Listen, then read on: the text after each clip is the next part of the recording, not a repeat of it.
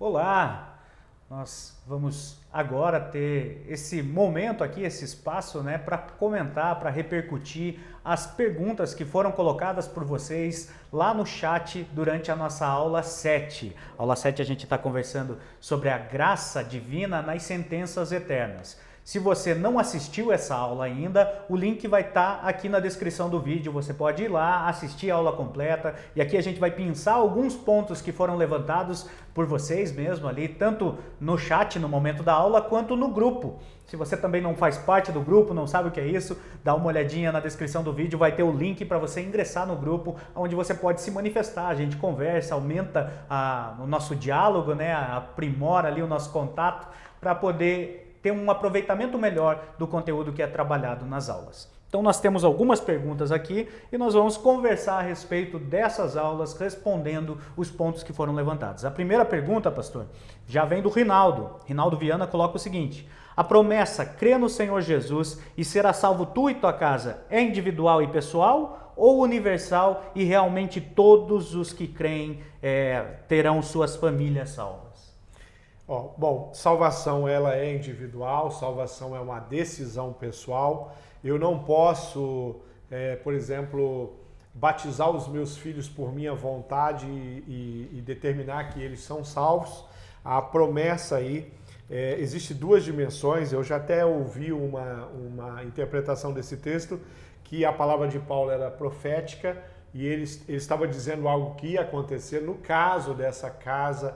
Parece que o carcereiro realmente é salvo e os da sua família também aceitam a mensagem ali pregada por Paulo e Silas e eles vão ser batizados de forma completa, como acontece na vida de tantas famílias da igreja, que todos eles se dobraram à soberania de Cristo, todos foram batizados.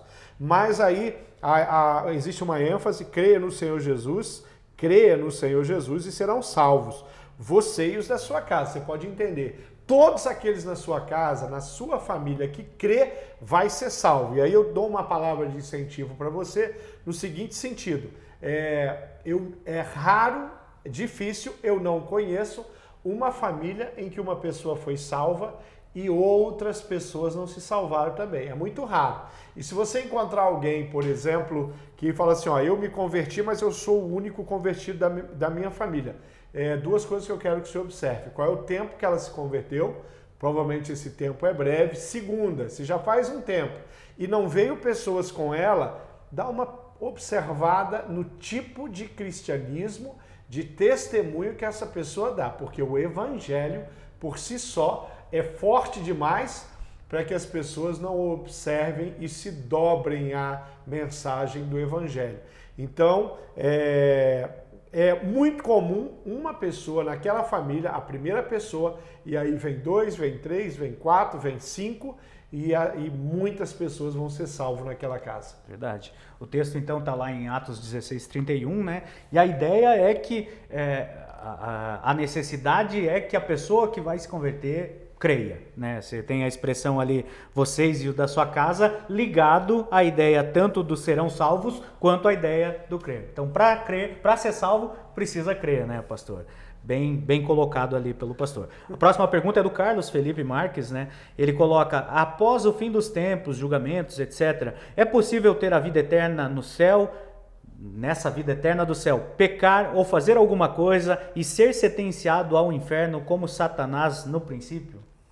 Pode haver algum tipo de revolta nova no céu, como foi lá a revolta de Satanás, algum tipo de pessoas que pequem depois de já ter sido salvos eternamente, pastor? Ok, nós estamos falando de uma situação que ocorreu, de um anjo, né, de uma experiência com um ser celestial, como um ser criado. Anjos são espíritos ministradores criados por Deus, e ali você tem uma rebelião de um anjo. Nós não cremos em função de que isso possa acontecer, não pela capacidade que Deus pode dar ao ser humano em qualquer condição, em qualquer tempo, mas por uma promessa, por uma revelação bíblica. A Bíblia revela no céu. A Bíblia fala do entendimento que nós, os seres humanos, receberemos. O ser humano não habitou o céu, ele nunca fez isso. Os anjos entram na presença de Deus, vêm para executar a sua obra, retornam à presença de Deus. Eles vivem nessa dimensão espiritual que nós viveremos nessa dimensão espiritual. Nós, estou falando nós vivos, né? Você que está assistindo essa aula. Mas existe um texto aqui que o professor Leandro separou, de 1 Timóteo 5:21, que fala a respeito um pouco disso, e fala também, aliás, o texto que fala sobre isso é o texto de 1 Coríntios 15, todo poder e autoridade e domínio é subjugado e o homem alcança essa situação do incorruptível. E vamos para uma dimensão do incorruptível, texto que nos ajuda e nos orienta com relação a isso. É o corpo glorificado do qual nós vamos receber, né, na eternidade. Paulo vai mostrar isso lá em 1 Coríntios 15, né, como ele é pleno, ele é perfeito, ele é insuscetível de erro, exatamente porque ele reflete aquilo que o Senhor é. Então essa realidade a gente ainda não vivenciou. Quando pensa na conquista da cruz, tem que colocar isso nessa conta. Jesus conquistou o corpo glorificado na cruz do Calvário. Pra gente, pra mim, né? Sim. E o texto lá de 1 Timóteo, capítulo 5, verso 21, pastor, falando a respeito da realidade dos anjos. A gente podia traçar um paralelo aqui com a realidade dos anjos. Porque os anjos, eles tiveram o seu, digamos assim, a sua avaliação, o seu teste, né, o seu período de teste na revolta de Satanás. Tanto que nesse texto, os anjos que permaneceram, mantiveram a sua condição, eles são chamados de anjos eleitos, ou seja, eles já passaram pelo período de teste e agora eles estão insuscetíveis ao erro. Isso acontece com a gente também, só que o nosso período de teste é diferente, é a nossa vida terrena. Então, na vida terrena, a gente passa por esse período de teste de receber a Cristo, de abraçar o amor dele, a sua justiça, e a partir do momento que nós passamos desse período, a nossa eternidade é insuscetível de erro também. E a Bíblia que nos revela tudo isso, ela coloca também esse fato como um evento pontual. Ela não fala que isso aconteceu várias vezes, ela não tem outros momentos onde anjos foram expulsos da presença de Deus. Eu acho que o anjo ele tem uma capacidade, além deles receberem esse título de eleitos também, a capacidade de ter aprendido uma grande lição. Então há aí uma nova dimensão, inclusive no céu, da parte dos anjos, em função daquilo que ocorreu. Legal. A Patrícia Teixeira coloca o seguinte: ouvi de um pregador que existem níveis diferentes de sofrimento no inferno. O que o pastor e o professor têm a dizer sobre isso? Na verdade, ela colocou essa pergunta bem no começo da aula, então ao longo da aula a gente já tratou de alguns pontos ali, mas fato é que a Bíblia vai dar essa noção, né, pastor, de que o sofrimento ele vai ser experimentado de modo diferente, né? Você tem, por exemplo, o texto de Mateus 11, 21 e 22, quando Jesus fala: ai de você, Corazim, ai de você, Betsaida, porque se os milagres que forem realizados entre vocês tivessem sido realizados em Tiro e Sidom, há muito tempo eles teriam se arrependido, vestido roupas de saco e cobrido de cinzas. Mas eu lhes afirmo que no dia do juízo haverá menos rigor para Tiro e Sidom do que para vocês. A gente entende que, inclusive, o inferno é um dos elementos de Deus que vai estar presente ali, nessa composição, nessa condenação, nesse castigo, é a justiça de Deus. E Deus não vai pegar o ímpio, o homem condenado, o homem que foi ao inferno, e vai colocar a mesma sentença para aquele que prejudicou muitas pessoas e para aquele que fez menos isso. Todo homem está sob condenação. Todo homem está condicionado a esse sofrimento eterno. Nós, inclusive, se não fosse a cruz, nós estaríamos caminhando cada dia mais para o inferno. Eu, com certeza, pagaria pelos meus pecados, aquilo que a cruz do Calvário perdoou os meus pecados.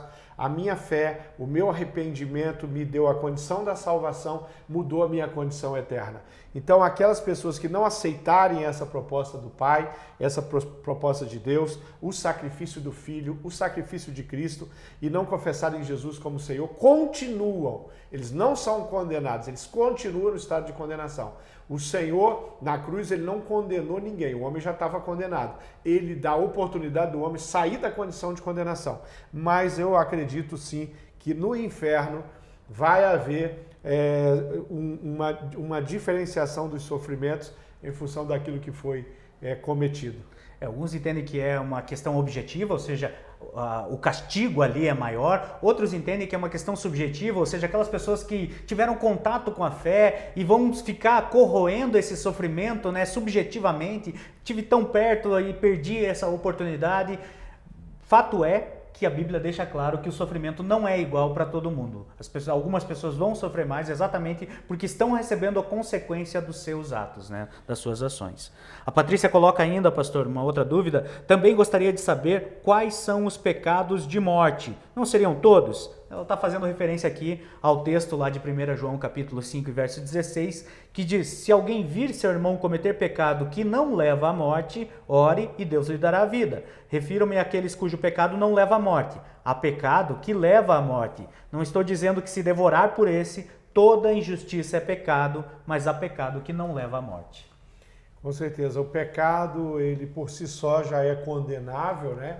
Existe um pecado que a gente não tem um entendimento claro sobre o que seja, que é o pecado contra o Espírito Santo. É o único citado que não há perdão para esse pecado, mas de modo geral todos os pecados com certeza levam à morte. O que muda é justamente o arrependimento, o que muda justamente é a ação do Espírito, do convencimento do homem do pecado e do juízo e o perdão dos pecados estabelecido por Jesus na cruz. Mas o pecado, de modo geral, ele traz esse transtorno. Existem muitas listas na Bíblia, vários textos, nós temos isso em Pedro, nós temos isso em Coríntios, inclusive, nós temos isso em Gálatas 5,19, por exemplo, tem uma lista ali, né? E a Bíblia é cheia de lista de pecados, diz: esses não herdarão o reino dos céus. Isso é muito comum na Escritura Bíblica. Mas os pecados estão lá registrados e revelados de condenação.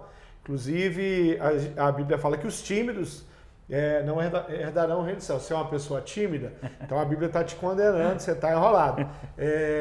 Nós já comentamos em aula passadas a respeito, por exemplo, do suicídio, também está lá na lista, e muitas pessoas falam que o suicídio é um pecado que a pessoa não tem oportunidade depois de se arrepender, porque ela se matou. E às vezes condena todos os suicídios sem considerar o estado e a condição onde o suicídio foi condenado. Lembrando que na cruz o Senhor Jesus, ele estabeleceu uma condição nova para o pecador, uma possibilidade nova para o pecador. E ali ele deu condição de mudar a situação de condenado, e nós fomos e recebemos do Senhor o acesso a Deus, o livre acesso a Deus, a condição de falar com Deus, de orar e ser ouvido e ouvir a voz de Deus respondendo. Tudo isso, mesmo na condição de pecador, a cruz garantiu. Eu e o professor Leandro continuamos sendo pecadores.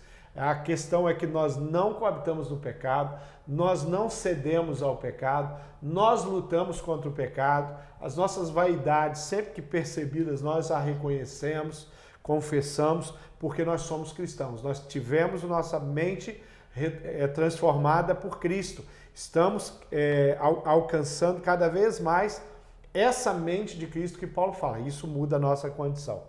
Isso é importante, né? Você pensar que todo pecado tem o condão de te afastar de Deus, porque todo pecado é uma rebelião contra Deus.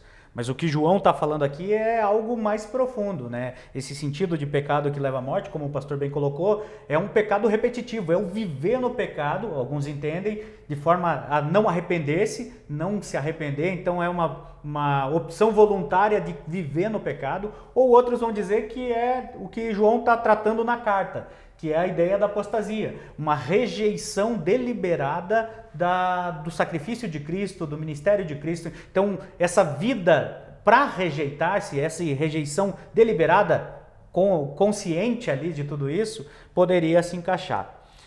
Fato é que esses tipos de pecado, eles nos afastam de Deus de modo a não gerar arrependimento em nós. Então, todo pecado nos afasta de Deus, mas os que forem arrependidos são perdoados, né, pastor? Essa é a ideia, fechando ali o que o apóstolo colocou.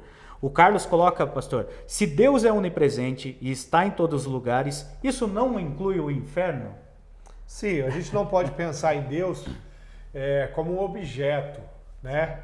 Então, por exemplo, eu estou agora aqui nas dependências da Igreja Batista do Bacaxiri, não estou na minha casa. Né? Então, por quê? Porque eu tenho todas as limitações, porque não sou onipresente. Deus é onipresente, Ele está me acompanhando aqui e Ele está acompanhando a minha família. Ele tem ciência e noção e ele tem domínio sobre o inferno. Deus está em todos os lugares, no sentido de que Deus está lá, então as pessoas vão estar se relacionando com Deus, mesmo que de uma forma sobre condenação, não vamos pensar dessa forma, mas domínio Deus tem sobre todos os lugares, sobre todos os espaços, né?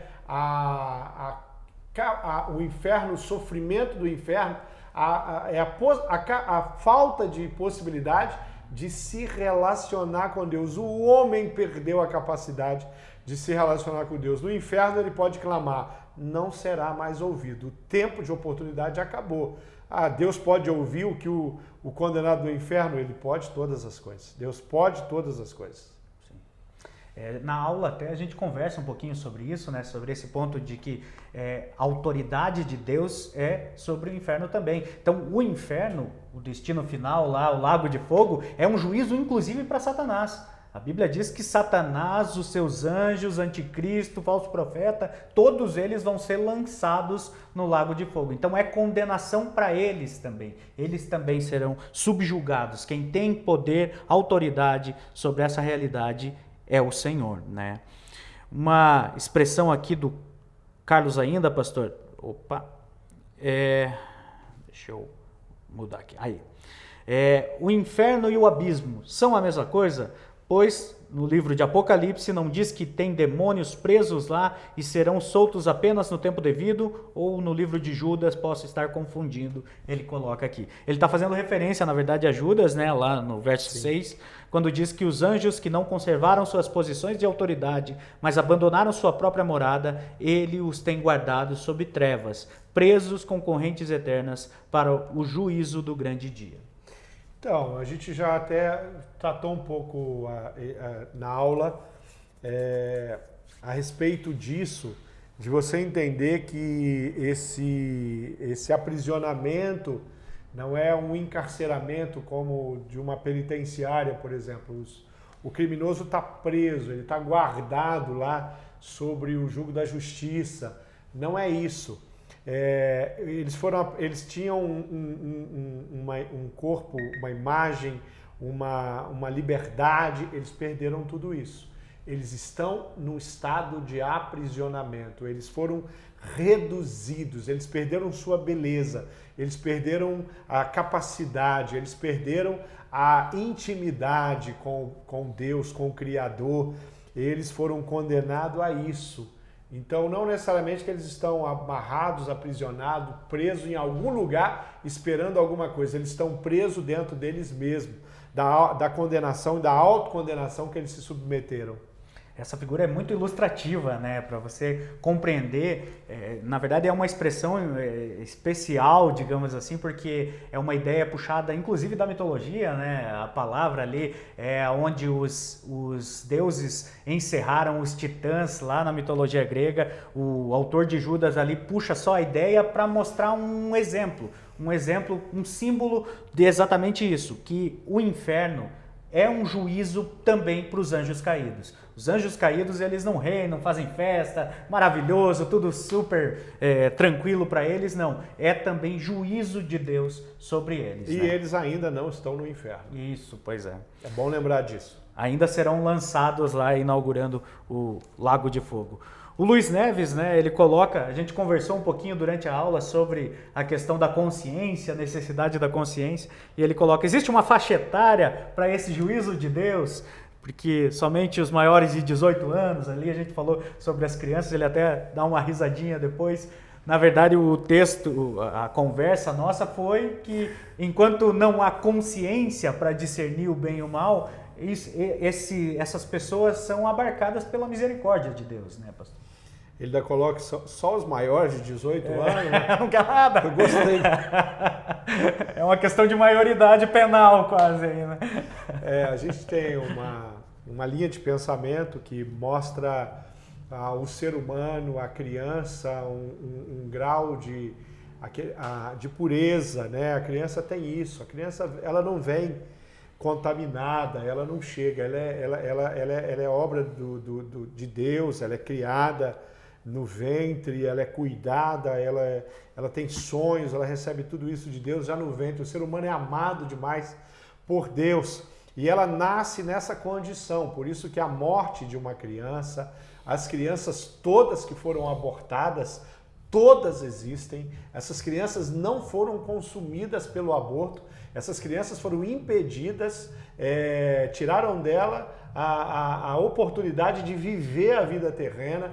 Isso foi rompido, isso foi algo que esse não é o plano de Deus, não é isso que nós defendemos, somos totalmente contra qualquer tipo de assassinato, seja de um feto, seja de um embrião. Nós acreditamos nisso. Mas a criança, conforme ela vai crescendo, conforme ela vai se desenvolvendo, ela atinge o que a gente chama de idade da consciência. Ela tem consciência. Agora ela responde, ela começa a responder. Essa idade não tem uma idade. A pessoa fala, é 7 anos. Não tem nada de 7 anos. Isso pode vir um pouco antes, pode vir um pouco depois, depende muito da criança. Isso acontece na infância, a gente sabe disso. Atinge a consciência na infância, e essa criança que atinge a consciência agora, ela já está sobre uma decisão, então ela precisa tomar a sua decisão. Então ela pode optar por rejeitar Deus, às vezes inclusive tendo a sua própria família temente a Deus. Ela pode assumir Deus no coração, no entendimento que o Espírito Santo dá para ela, mesmo a sua família não confessando o Senhor como Senhor e Salvador. Esse relacionamento do homem com Deus, ele não entregou a pai e mãe, ele guardou para ele. É o Espírito Santo que tem esse domínio, e é claro que quando a família se confessa a Jesus, os pais estão facilitando demais a possibilidade para os seus filhos conhecerem a Cristo. Verdade. A Maria Carol, lá no nosso grupo do WhatsApp, colocou uma dúvida que é bem comum, pastor, que volta e meia ela aparece. É o seguinte: seria possível o pastor e o professor explicarem sobre não perdermos a salvação? Então essa ideia da possibilidade da perda da salvação é uma dúvida bem reiterada, né? Porque há uma discussão hoje. Fato que a declaração batista, né, nós como batistas associamos a ideia de que a salvação ela é eterna, ela foi nos dada e por isso nós estamos tranquilos. Estamos tranquilos porque nós recebemos de alguém que nos garantiu ela. Você tem alguns textos como, por exemplo, João 10, 27 a 29, Romanos 8, 35, o verso 38 e 39, Filipenses capítulo 1, verso 6, 1 Pedro 1, 4 e 5, dá uma olhadinha no que Pedro vai colocar aqui. Ele coloca: bendito seja o Deus e Pai do nosso Senhor Jesus Cristo, conforme a sua grande misericórdia, Ele nos regenerou para uma esperança viva, por meio da ressurreição de Jesus Cristo, dentre os mortos, para uma herança que jamais poderá perecer, macular-se ou perder o seu valor. Herança guardada nos céus para vocês, que mediante a fé são protegidos pelo poder de Deus até chegar à salvação prestes a ser revelada no último tempo. O que mais leva as pessoas à confusão com relação à salvação tem a ver com o comportamento das pessoas. Só que a gente tem que entender, por exemplo, quando você pensa na igreja, no corpo de Cristo, aquela que vive, foi unida por Cristo e vive nessa condição, nesse contexto, nesses grupos denominados igreja local, Igreja Batista do Bacaxeri, a IBB, ou Assembleia de Deus aqui, ou a Quadrangular, ou a igreja lá na África, ou essa igreja local, ela é composta de joio e de trigo. Ali você não consegue mais, você não tem domínio para afirmar esse é salvo, aquele não é. A Bíblia diz: pelo fruto conhecereis a árvore. A gente sabe pelo comportamento, a pessoa que tem Cristo, ela começa a ter um comportamento, o seu testemunho é um testemunho que é compatível com a palavra. Mas a gente também pode se enganar, porque tem pessoas que têm um comportamento bom, mas não têm a soberania de Cristo estabelecida na sua mente. Mas o que eu queria que você imaginasse é o seguinte: quem é que carimba o meu passaporte para o céu? Que momento que eu recebo? O momento que eu recebi a salvação não foi no momento de manhã, hoje eu aproveitei e falei, eu estou consciente, eu estou entendendo, eu preciso de Jesus, Jesus, eu te confesso como Senhor e Salvador. Aí Jesus fala, que bom, estava esperando isso. Carimbou meu passaporte, eu estou salvo. À tarde, eu esqueci do que eu tinha feito de manhã e vou viver, isso pode acontecer. Nesse ano eu fiz isso, no ano que vem eu mudei de atitude. Por que o Deus soberano, que tem conhecimento do passado, do presente, do futuro, ele vai me dar a salvação só porque eu confessei Jesus verbalmente? A Bíblia diz, se com a tua boca você confessar e com seu coração você crer, você será salvo. Então, o momento em que ele carimba é um momento de verdade, é um momento de sinceridade. Não é porque eu confessei simplesmente, é porque eu confessei não com a minha mente simplesmente, com a razão. Professor Leandro me pregou o evangelho, nossa, parece bom esse negócio. O que eu preciso fazer? Faz uma oração. Aí eu faço uma oração, mas isso não está aqui. De repente eu falo assim, eu vou fazer essa oração porque o professor Leandro é um cara bem sucedido, ele tem um carro bonito, a família dele, a esposa, o casamento preservado, 2 filhinhos lindos. Eu tô com inveja da vida dele, eu quero aceitar o Jesus dele. Não é uma boa...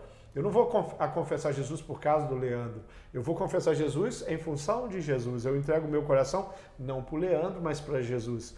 Então, o momento que eu fizer isso com sinceridade, eu sou salvo. Quando Jesus carimbou o teu passaporte, ele não vai descarimbar. Isso não vai acontecer. E ele não vai fazer só porque você confessou. Ele vai fazer porque você confessou de coração.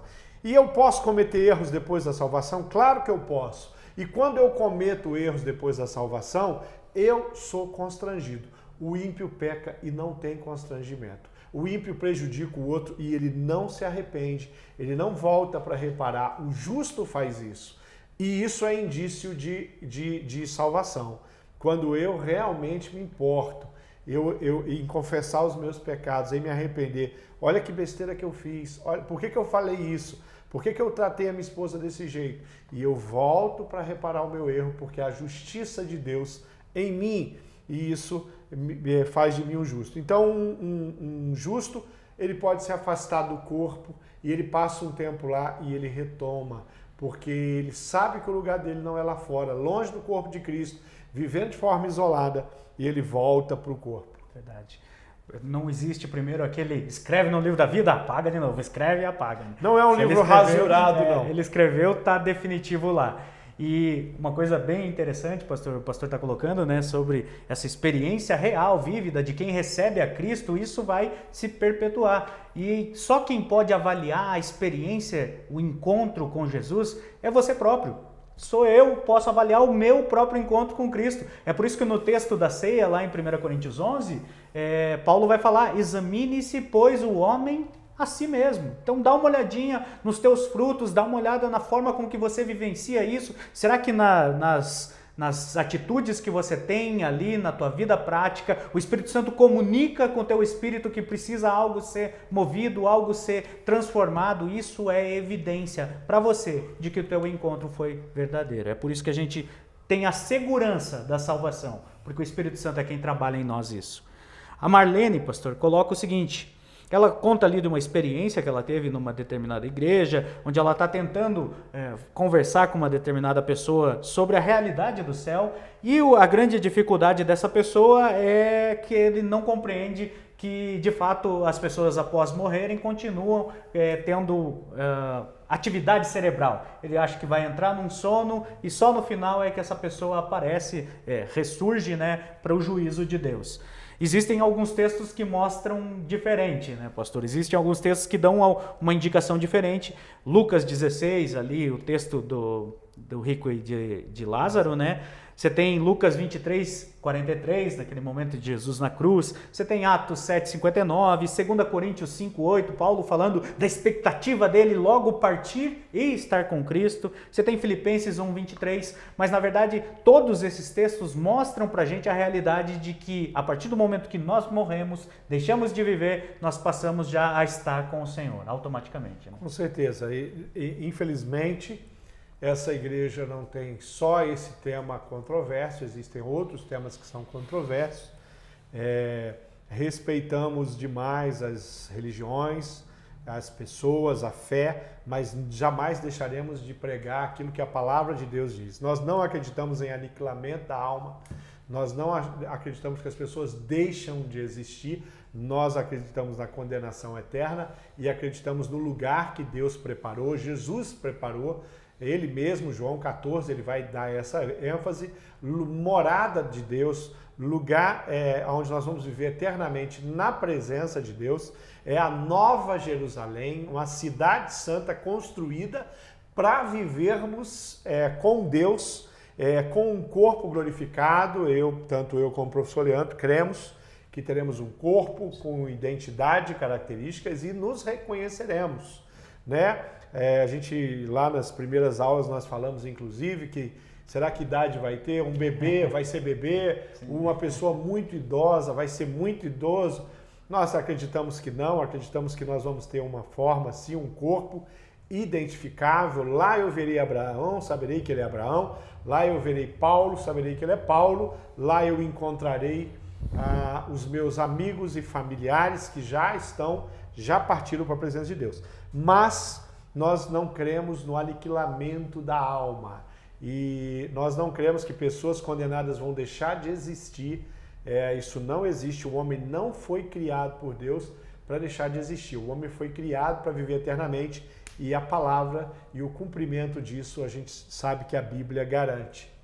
Maravilha, essas foram as dúvidas então que foram levantadas. Se você ainda ficou com alguma dúvida, alguma questão que te pareceu obscura, manda pra gente no grupo aí, você vai ter toda a liberdade de conversar com a gente aprofunda mais alguns pontos, conversa individualmente ou mesmo lá com todo o grupo. Deus abençoe, não perca a nossa próxima aula no domingo, 9 horas da manhã, reserve o horário, separa aí o seu espaço para que você possa estudar junto com a gente. Continua crescendo e aprendendo.